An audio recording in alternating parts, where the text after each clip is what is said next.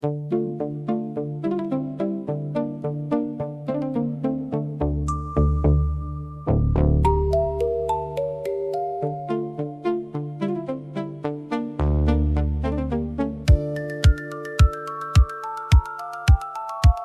the sweet season that renews the earth, I want to make a new song's melody, for a new love calls and summons me out of a new joy that gives my spirit worth. And from this joy another joy takes birth.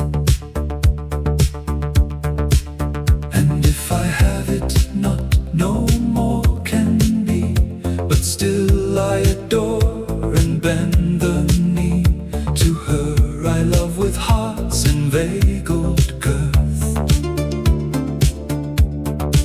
So fair my hope appears, so sweet its face, it is well worth a treasure house to me.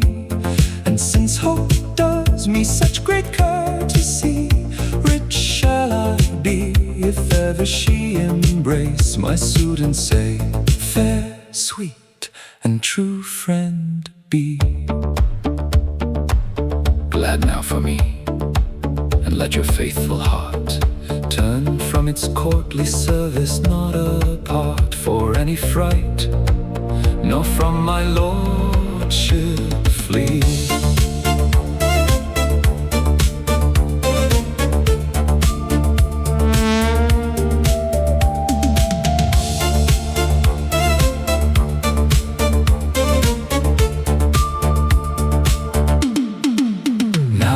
Spoken what would please me so, and yet I know it cannot come to be, for a lady speaks not her will, not she.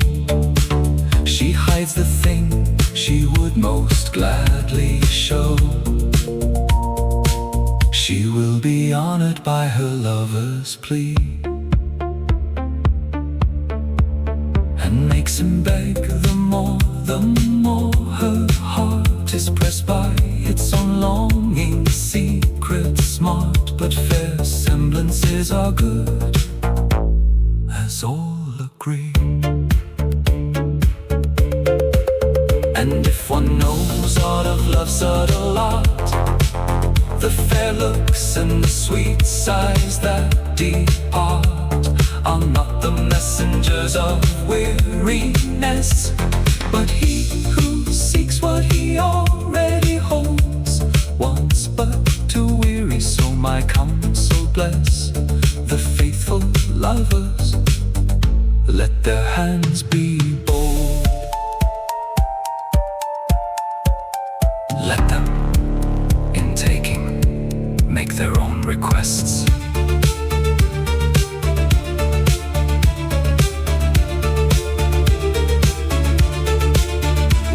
I know that many will call it pride, because I said a faithful lover does a thing most worthy, rich in honor's cause. If when he can, he's by his lady's side, yet I think not to make a boastful show. If the thing I most love and long to know, I kiss and clasp and would be glad to see, if it may please her to grant joy to me. Where sure his prowess dwells and will abide, to south go my song and do not hide.